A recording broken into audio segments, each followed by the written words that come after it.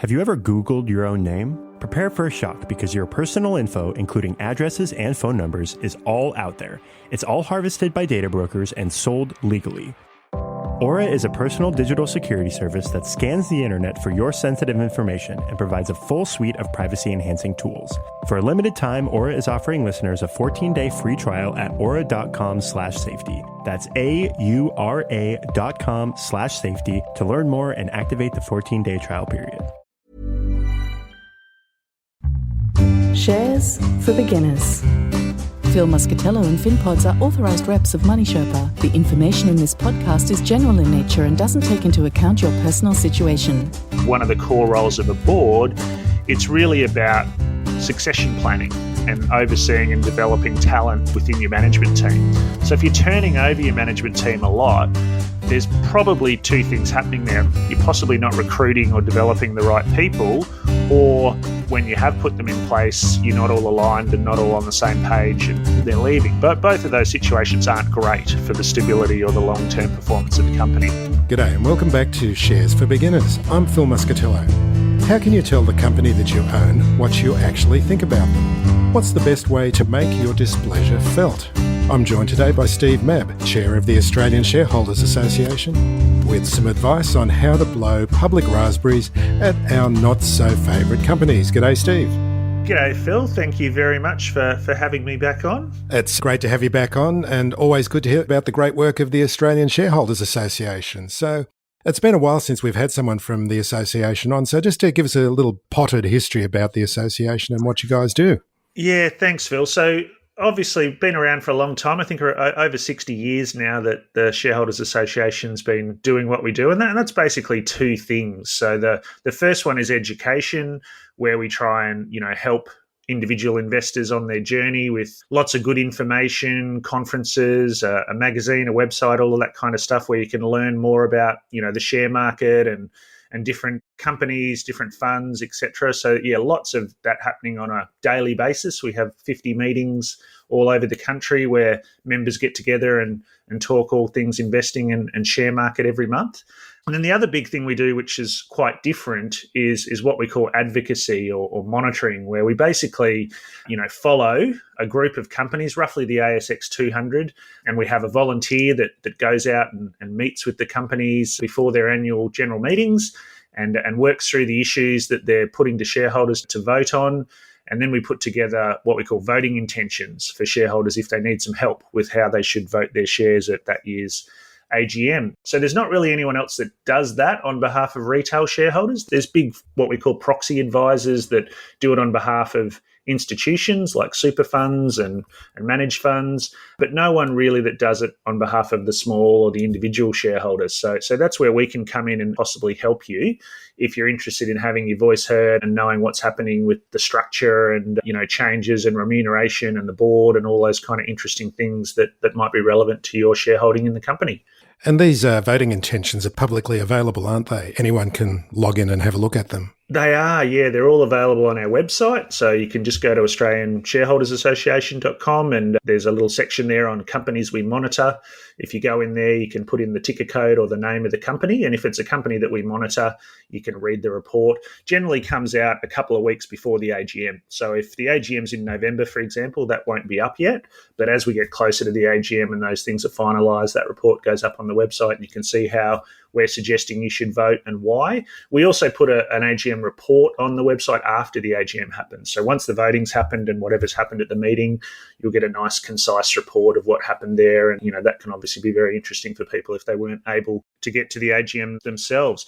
We are, as I said, we only cover about 200 companies and we'd love to cover more, but it's all predominantly volunteer it's incredible. based. It's incredible that you can cover so many with a volunteer base. Yeah, that's right. And that's why it's volunteers. So, it is a difficult job. It's pretty tough to read an annual report and figure out, what's good, bad or indifferent about those particular issues that you're voting on. So we have a great group of volunteers across the country that do it, but we'd love some more. And if anyone's interested in being a volunteer or a monitor and learning more about the companies and getting involved, we'd love to hear from you because it'd help us cover even more companies. I find them very educational as well. Once you read these voting intentions and the report that the volunteers have done, it really gives you an incredibly detailed dive into a company, what it does and where the money comes from as well, because sometimes it's coming from unexpected sources. Exactly, yeah. I mean, we're not necessarily in there trying to give you investing advice. So when we write the report, it's not about, is this a good or bad company to invest in right now? It's more a report on, as you said, where's the revenue and the business been over the last 12 months, and that's all basically taken from the annual report. What's going on with the composition of management and the board, and then the specific resolutions. So when we talk about resolutions, we're talking about things like the remuneration, where basically the remuneration report, so how the management team are being compensated for the year, that gets put to shareholders to vote on. If a new director's up for election or re-election, that gets put to shareholders to vote on. Things like any changes to their constitution, if they're proposing to change, how much money they can raise, or maybe how they hold their AGMs, those things get put to shareholders to vote on. So they're the kind of things that basically shareholders get a chance to have their say once a year. And I know a lot of people don't do that because it is pretty tedious sometimes reading through those reports and trying to figure that all out. And some people just go, it's all too hard. But there is an alternative. If you do want to have your voice heard, that's where the ASA can help you. And we can probably talk about it later, but there's some ways that you can allocate your votes to the ASA if you want some help with that. No, I think let's talk about it now. It seems to be in the natural flow of the conversation. But that's about proxies. And every time there's a notice of an AGM that we get, hopefully, by email at the moment, you're asked to vote. But that's often right. people don't know what to vote on. But the ASA can look after that for you. Exactly. So a lot of people will get the email or maybe the notice in the mail saying the AGM's coming up and, here's your chance to vote. If you were like me early on, a lot of people probably just, delete that or throw it in the bin or whatever because it's all too hard. But the alternative is you can allocate what's called a proxy or, someone to vote on your behalf. And that's where the Shareholders Association can come in if you weren't going to vote. You can just write in Australian Shareholders Association in as a proxy, and then we'll vote the way that we think is in the best interest of most retail shareholders on your behalf. We don't know who you are and how many shares you've got or anything like that. It just all gets aggregated together by the registry. So, if you're familiar with Computershare or Link or Atomic, those kind of share registries, they'll just collate all the votes that we're given together and give it to us on the day and say, here's all the votes that you've got to vote at the meeting. So it's all very anonymous. But it is a great way to still have your voice heard as an individual shareholder. And typically we're in somewhere between the top 10 and top 20 shareholders most of the time when we collate all those votes together. So the companies generally do listen to us and are interested in the way that we're going to vote and what we think, because often we do hold a significant number of shares when all the smaller retail shareholders have allocated their proxies to us. We don't get anything out of that. There's nothing financial in it. It's really just about, again, sticking up for or standing up for individual shareholders and making sure their voice is heard. It's interesting, the remuneration report side of things. I just was reading a little thread on Twitter this morning, and it's this guy who's basically looking at what he calls shitcos and what to watch out for. And he's got this category of lifestyle companies, and where you can actually look at companies and their market cap might be $4 million, and the directors and management are being paid, $2 million a year. And he calls them lifestyle companies for obvious reasons. Yeah, exactly. I mean, if you look at the whole ASX, I think, there's just over 2,000 companies most years that are listed on the ASX, and somewhere between 2/3 to 3/4 of them don't make any money. It's incredible, isn't it, when you look at that metric? Yeah. So what's happening there a lot of the time is that the companies are listing and they're raising capital, etc. And then they're paying, management and the board's wages each year. And eventually, if the money starts to run out, they have to go and raise capital again to, keep funding the company and keep funding management salaries. So I'm not saying there's necessarily anything wrong with that. There's plenty of times companies don't make a profit because they're investing and they're going to grow into a profitable company in the future. That in and of itself isn't necessarily a problem. But certainly, if you've got a company that isn't making money, you do want to have a good look at the remuneration report, I think, and make sure that it's, it's fair and reasonable and that management aren't taking excessive salaries when they're not producing any profits yet, because it's basically shareholders that are funding that at the end of the day. They're having to provide the capital, or possibly they're borrowing money to pay, management salaries and board fees, basically. Mm. Well, I guess this is a good point to start talking about capital and capital raisings, because I heard a lot of this interview we've based on your recent appearance with TK and Cam on the QAV Investing podcast. Yeah, absolutely. Yeah, which was a lot of fun. I'd recommend that to anyone to have a listen. Yeah, always great to talk to those guys. But yeah, capital raising. Most people that have been investing for a while have probably had some kind of capital raising offered to them at some point. And what's happening there is the company's basically coming to the market and saying, we need some more capital. We want to raise some money from our shareholders or potential shareholders. And there's a few different ways that companies do that. So what often happens is the company will go out and talk to investment banks and big institutions and try and raise a significant amount of the capital they're looking for from large institutional type shareholders. And that normally happens before you as a retail shareholder are even aware of it. So they'll ring around for 24 hours and, try and raise a bunch of money. And then they'll announce to the market, possibly before or certainly after that process has happened, that they're raising capital and that they've raised this much from their institutional shareholders.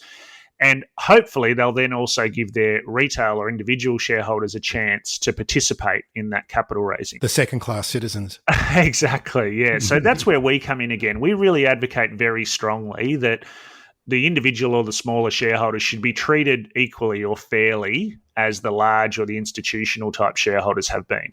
So what we really advocate with companies there is that they give the retail shareholder the same opportunity to participate at the same discount, same kind of terms. And there's a few different ways companies can do that. Sometimes they don't do it at all, and we take a very dim view of that. If they only raise capital with the big guys and don't give their small shareholders a chance, we think it's particularly unfair because you basically are getting diluted. They've grown the share of the pie, if you like, but you haven't got an increasing percentage of your slice of the pie. So you basically get diluted. You own a smaller percentage of the company now than you did before the raising took place. So we take a dim view of that.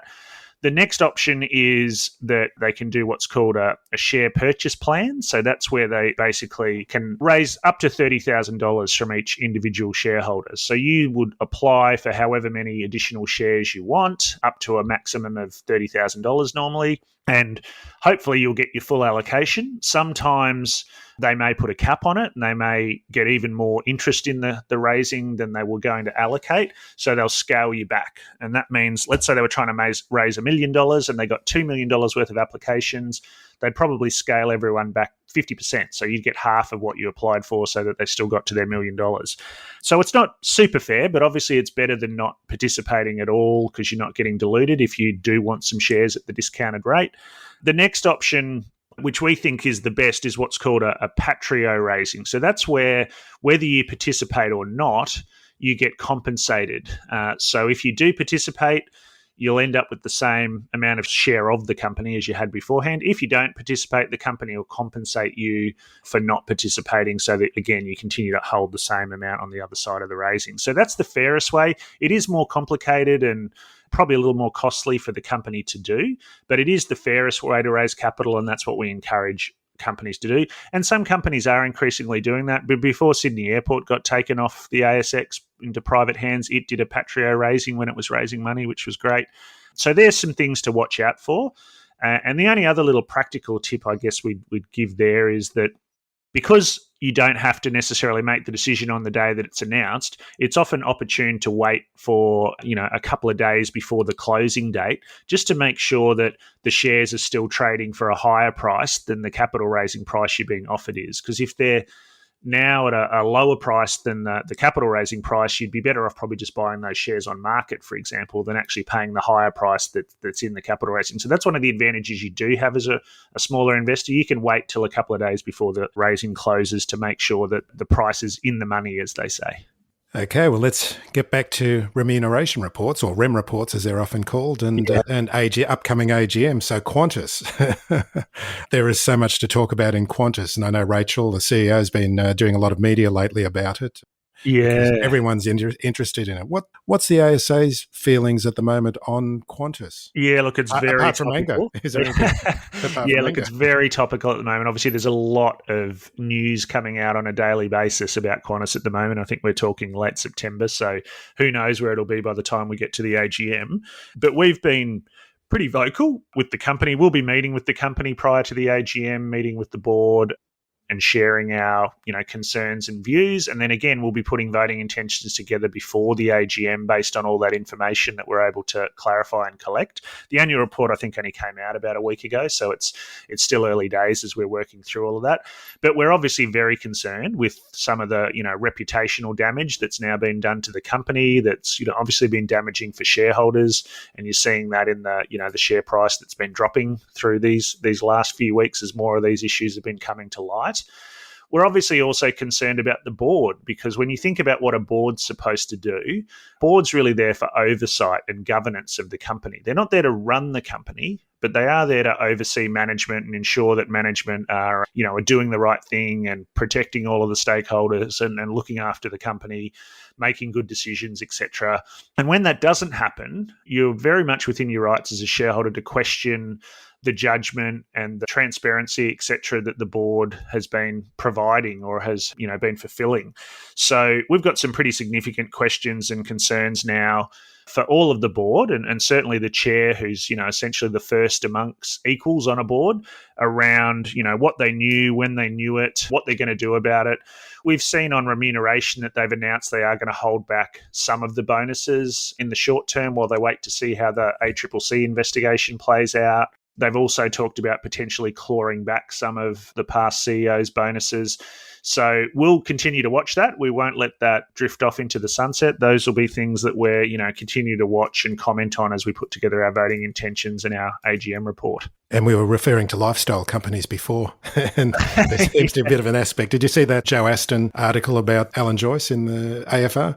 It was a few weeks ago. I've read lots of Joe's columns on Qantas, and, Joe's a very entertaining and cutting journalist, but he often does get to the heart of the issue, I find, pretty quickly, and then applies a blowtorch that isn't necessarily being applied elsewhere. So I always enjoy reading Joe's columns and seeing what he's got to say about, our companies and our directors and our CEOs. It's always a good read. Yeah, I think there was a great line where he was talking about Alan Joyce's closing the gap strategy, meant buying the penthouse apartment next door and knocking out the wall in between. Yeah, exactly. Yeah, no, there's been plenty of material for him to be talking about. So, and I don't think it's going to go away anytime soon. I'm sure this is going to continue to drag on all the way through to the AGM, and there'll be lots more, reporting and commentary made over the next month as we get closer to the AGM. So Fortescue, you were talking with Tony and Cam about Fortescue as well, and about the FFI Green Energy Company, which you seem to be taking a dim view that they're allocating capital to green energy and taking it away from Fortescue, which is actually where the profits are being made. Yeah, I wouldn't necessarily say that we're taking a strong view on that. It's just something interesting to note that, as you see what the company's, planning and reporting this year as they publish their annual report, things have changed a little bit from where they were a year ago. They've been allocating a certain percentage of their profits to the FFI or the green energy side of the business. And I think it was about 10% that they had been allocating up until now. And I think what they announced was that they're now going to start to review the projects on a more of a case-by-case basis rather than just an arbitrary percentage of Fortescue's, iron ore profits. But what they did also say that I thought was interesting was that the returns on the green energy business may not be as high as they were on the iron ore business. So I think if you're a shareholder of Fortescue, that's just something to be aware of, that they're allocating capital, almost away from the iron ore business or away from, potentially dividends to shareholders into the green energy or the FFI business that's probably going to have a lower return based on what they're saying now. That's not necessarily good or bad. It's just something to be aware of, I think, as a shareholder, that's certainly a change in the business from where it was a couple of years ago. What we'll be digging even more into, though, is what's happening again at board level and what's happening again at management level. There's been a lot of management turnover at Fortescue over the last 12 months, lots of, C-suite type executives coming and going. And that's something, again, that, we'll dig into, because if you think, again, of one of the core roles of a board, it's really about succession planning and overseeing and developing talent within your management team. So if you're turning over your management team a lot, there's probably two things happening there. Either you're possibly not recruiting or developing the right people, or when you have put them in place, you're not all aligned and not all on the same page and they're leaving. But both of those situations aren't great for the stability or the long-term performance of the company. So look, none of us really know what's going on inside a business at that level. We can only make our assessments based on the public information that the company puts out. But as a general rule, we don't like to see, lots of management turnover at a company, and it does, have us dig into, what's happening at board level and how the board are viewing management planning and management succession. Yeah, you'd think it was a bit of a red light, a bit of an alarm bell going off, wouldn't you? Well, it certainly can be, yeah. I mean, maybe sometimes there's good reasons for it, but often, yeah, when you do see a lot of management turnover, it tells you that there's some instability or, unhappiness in the team. So it's certainly something as a shareholder you should be looking for. Tired of ads interrupting your gripping investigations? Good news. Ad-free listening on Amazon Music is included with your Prime membership. Ads shouldn't be the scariest thing about true crime. Just head to amazon.com/ad-free true crime to catch up on the latest episodes without the ads. Enjoy thousands of Acast shows ad-free for Prime subscribers. Some shows may have ads. Are you confused about how to invest? Life Sherpa can ease the burden of having to decide for yourself. Head to lifesherpa.com.au to find out more. Life Sherpa, Australia's most affordable online financial advice.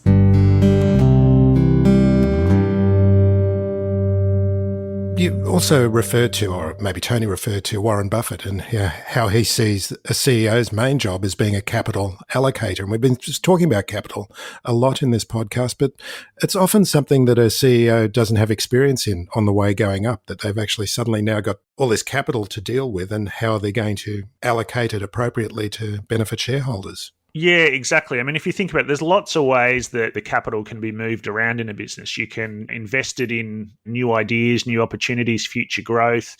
You can return it to shareholders at dividends. You can just leave it in the bank and earn interest on it. There's lots of ways that you can utilize the capital that you've got in the business.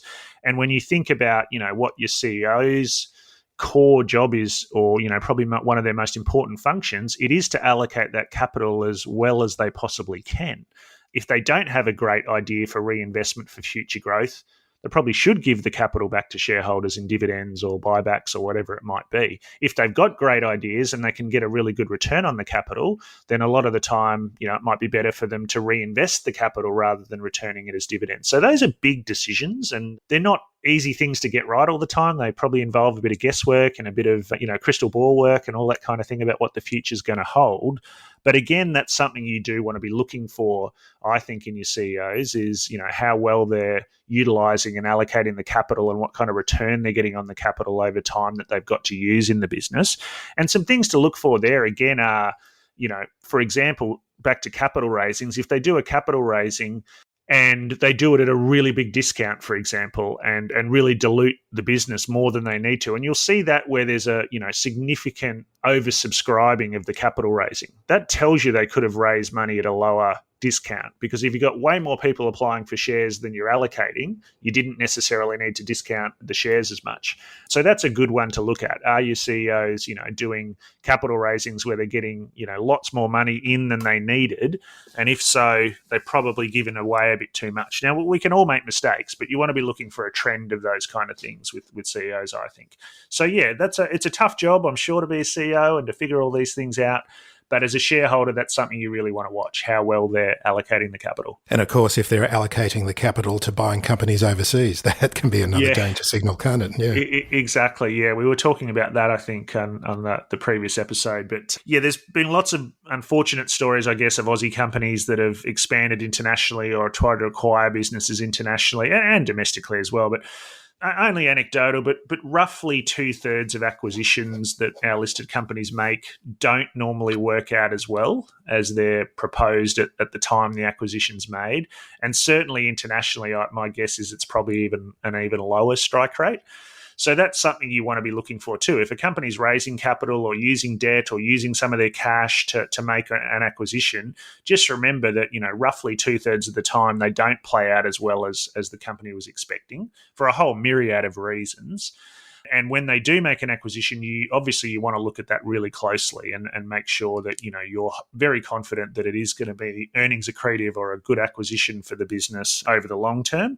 And when it's international, the risks are even higher because it is harder to know what's the detail and what's happening in an international market or, an international business compared to, one domestically that you can be much closer to and, understand a lot more about potentially. So just something to bear in mind when your companies are doing acquisitions.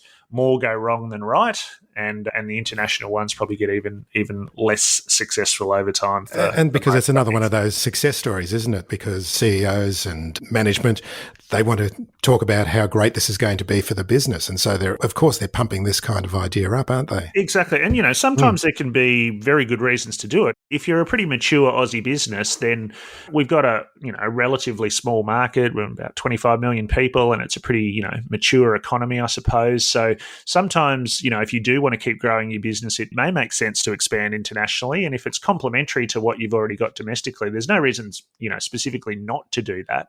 But as always, all these things, the devil's in the detail. So as a shareholder, I think you want to be looking really closely at the specific business they're acquiring or adding on and, what management expertise or knowledge that they would reasonably have to embed that business into the existing one and, what are their chances of success. And again, it takes a bit of guesswork, but wouldn't necessarily say it's always a bad thing that an Australian company expands internationally. It's just the risks are probably higher than when they're just expanding domestically. Mm-hmm. And just watch out for that word synergy. Yeah, that's right. Yeah, I mean, sometimes it can go well. I think we talked about an example recently with Nick Scali, the furniture business, where well, that's a local acquisition. Not that's right, but it has gone very well. Yeah. So there are certainly times where companies acquire other businesses, and they do get that synergy you mentioned, where they are able to reduce costs by efficiencies of having two brands or two businesses now. So in the case of Nick Scali, they bought the plush sofa business. And it was a different position in the market, I think, and a different kind of customer segment to the Nick Scali core customer. And they have integrated it really well. So when you look at that a few years later, you go, well, that was a really successful acquisition. And that CEO, Anthony Scali, has probably done a good job, along with his team, of integrating Plush into the Nick Scali operation and bringing some of the best practice strategies and operational skills that Nick Scali has to the Plush business. So that would be a time, I guess, for example, now where I'd look at Anthony Scali and go, well, he's done a good job with capital allocation there.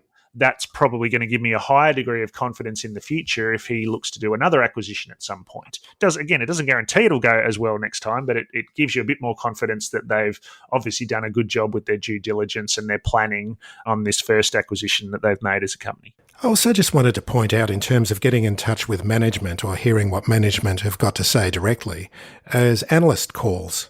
Now, it's pretty easy to jump onto an analyst call, and you're presuming that the analysts that are asking the questions are some of the finest minds in the finance industries, but often the questions they ask, and I've jumped onto a couple of them over the last couple of years just out of interest, and it's incredible the lack of depth to the questions that are asked.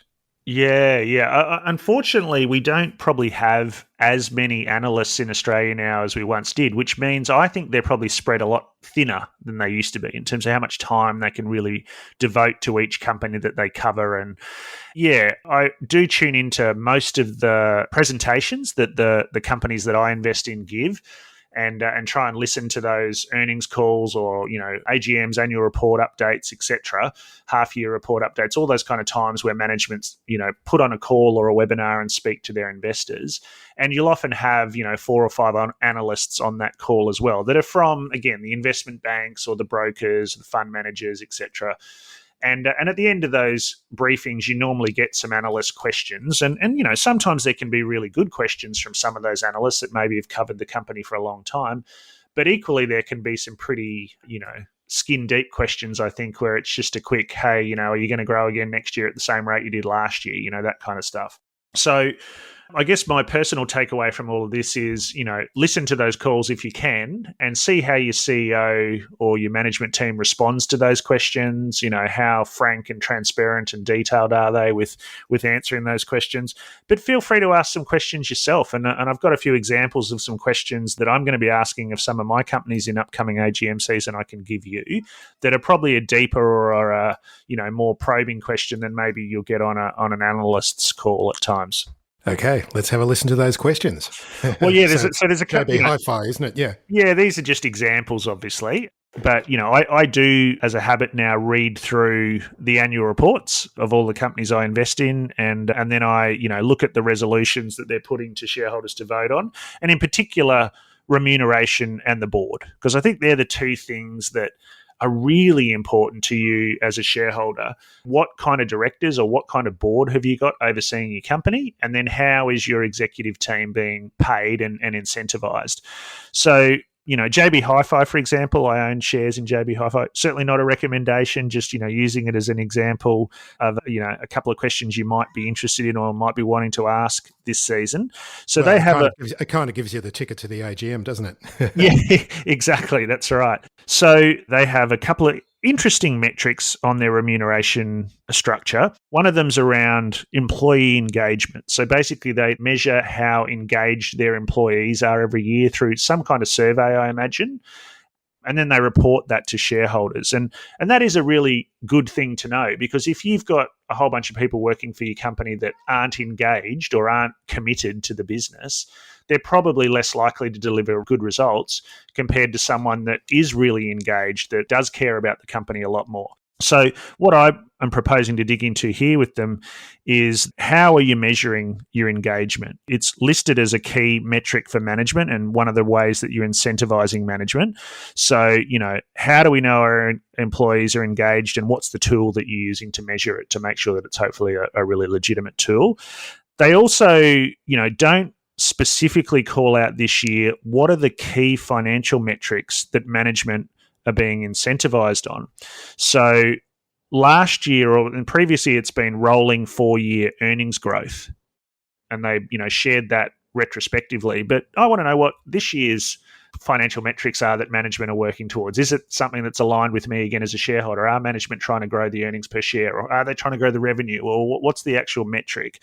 So given that wasn't disclosed, I plan to dig into that and ask them, what are the specific financial metrics? Now, they may not tell me because they haven't disclosed it in the annual report that I could find, but hopefully they'll answer, and you'll then get an idea about whether the CEO and the management team are, working on a metric or being paid on a metric or incentivized on a metric that's, consistent with what you'd want as a shareholder. So there are a couple of examples at JB Hi-Fi. There's another ASX 200 company called Codan, probably not quite as well known to most people. It's a South Australian-based business that's been around for a long time, and it does metal detectors. So they sell metal detectors all over the world for hobbyists and mines and military applications. They also have a communications division that provides communication equipment to first responders all over the world. So think, ambulance, fire services, also broadcasters. So think, Channel 9 showing the cricket. They might be using Codan's equipment to broadcast and interview, etc. So specifically on Codan, they're a bit different to a lot of listed companies. They have quite a small board. There's only 5 board members at Codan, of which one of them is the CEO. And what's notable, I think, is that they publish a skills matrix in their annual report, like most companies do. And I like to look at that to see, what are the skills that the directors that are currently on the board have, and are they the right skills or the best skills to kind of oversee and take the company forward. And what's noticeable this year is they had a couple of directors resign last year that had a lot of military and metal detection type experience over many years. Those directors have resigned. They've replaced them with a couple of new directors this year that don't have the same skills. So what I want to dig with them here is, you've got a small board, but it looks like you're missing some really key skills around someone with extensive military experience, someone with really extensive communications experience, someone with US experience, because a big part of their business is now in the US. So is the board addressing that? Are you planning to add additional directors? How are you going to plug those skills gaps going forward so that we've got some people on the board that are asking the right questions of the management team in the future?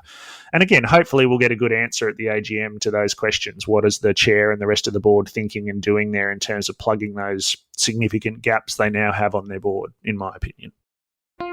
We'll get back to the show right after this brief message. Why am I buying, holding, or selling a share? If you can't answer that basic question, then you don't have a plan. The best investors are ruthless in executing their plans. I've been fortunate to meet many great investors on the podcast. Tony Kynaston is one of the best. He has a clear and systematic approach to investing that is honest, sensible, and methodical. It's called QAV, Quality at Value.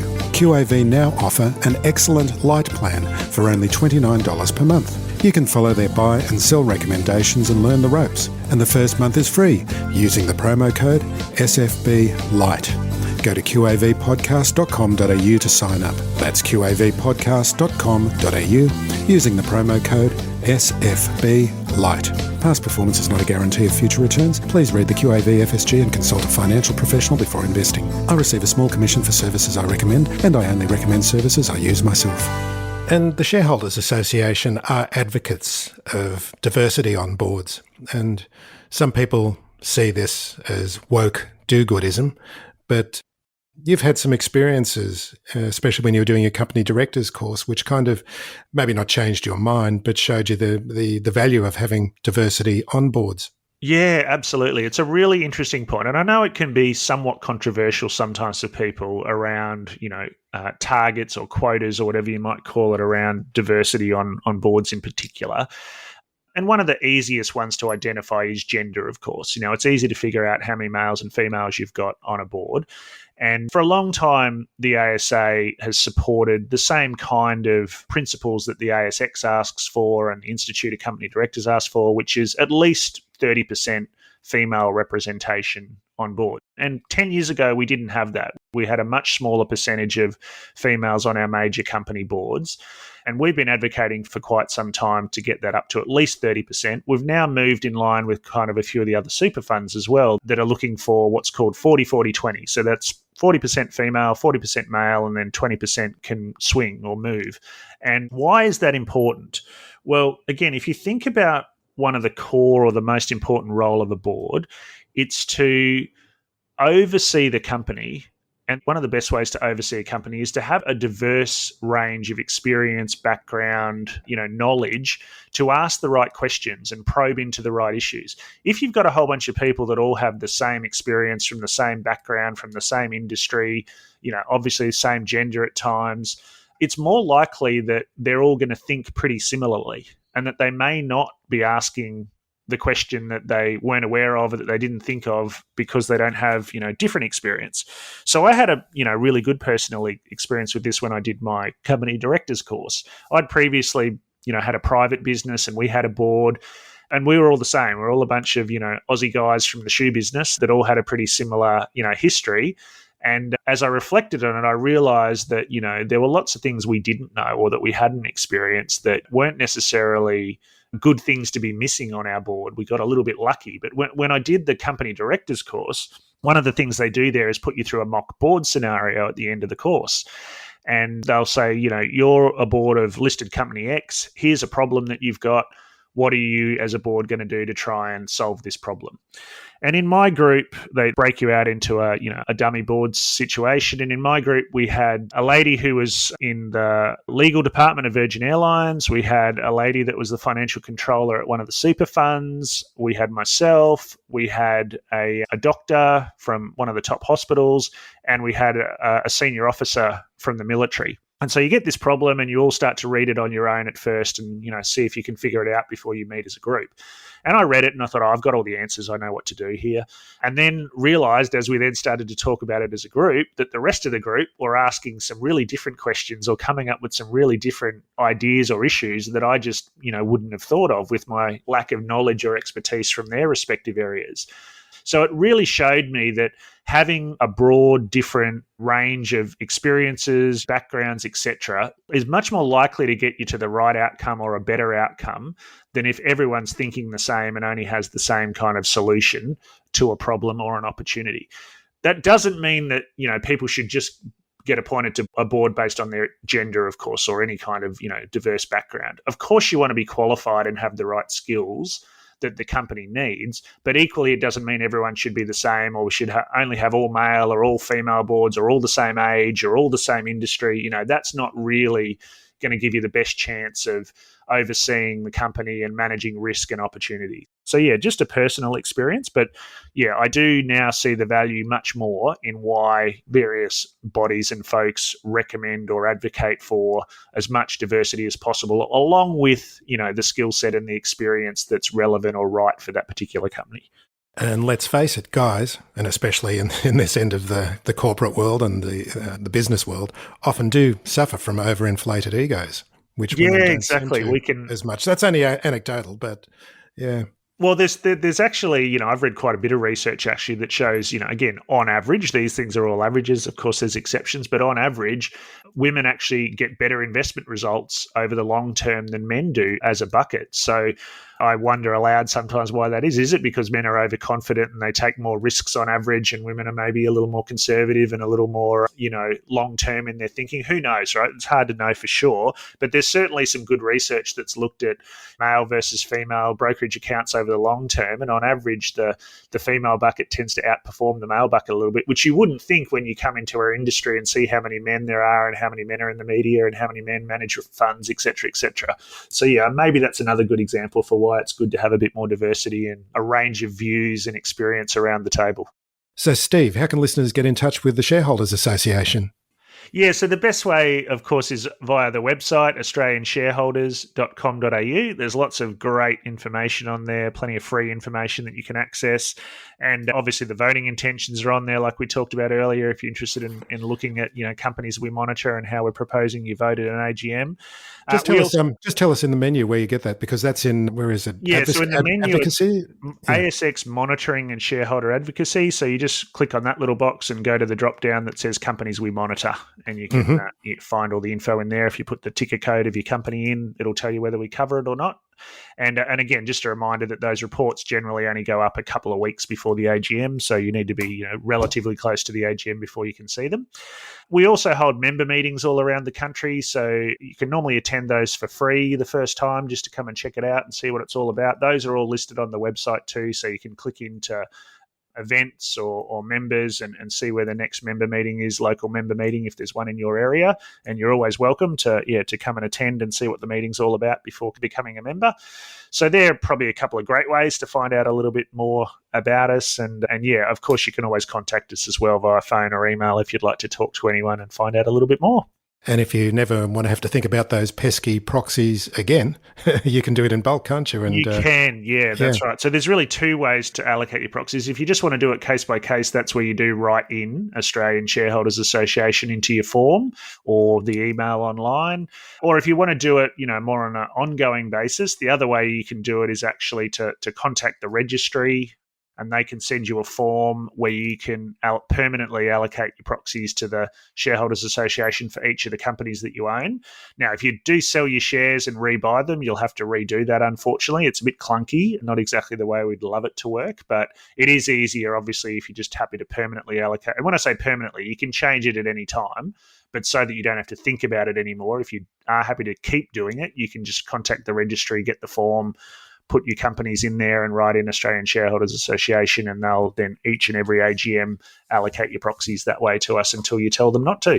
Yeah, and I just wanted to add as well that going to those meetings, they're a great gateway drug into getting into the association and meeting other fellow investors, and especially people who've had a lot of experience for a lot of their lives as well, that can share their experience as investors and also as people who've worked in certain industries. Yeah, we've got thousands of members who attend those meetings every month. And as you say, there's lots of wisdom and experience in the room. So particularly if you're newer on your investing journey, they can be a great place to, pick the brains of some people that have been investing a long time in the share market and probably have some, some learnings and some battle scars that they can share with you. And that's the nice thing too. It's very independent. You're not being pitched to or sold to in those meetings by other members. It's really members talking to other members and sharing their experience. Of course, we have guest speakers that come along to the meetings a lot of the time too. So you can certainly hear from a company or a fund manager or an economist or a resource expert or whatever it might be each month. So there's certainly people that come along and talk about their story or their companies. But amongst the members, you can obviously also have a really good, face-to-face chat and pick their brains if that's something that you think could be helpful for you. Fantastic, Steve. Thank you very much for joining me again. Thanks, Phil. Real pleasure to have a chat again, as always. And, thanks so much for all the great work you're doing for investors with the podcast. I listen regularly, and I'm sure lots of other people really appreciate what you do too. So thanks so much for getting all these great guests on and sharing knowledge with us as investors. Shucks. Thanks, Steve. No worries. Thanks, Phil. Much appreciated. Thanks for listening to Shares for Beginners. You can find more at sharesforbeginners.com. If you enjoy listening, please take a moment to rate or review in your podcast player, or tell a friend who might want to learn more about investing for their future.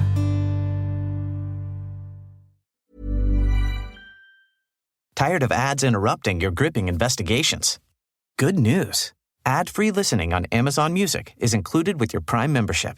Ads shouldn't be the scariest thing about true crime. Just head to amazon.com/ad-free true crime to catch up on the latest episodes without the ads. Enjoy thousands of Acast shows ad-free for Prime subscribers. Some shows may have ads.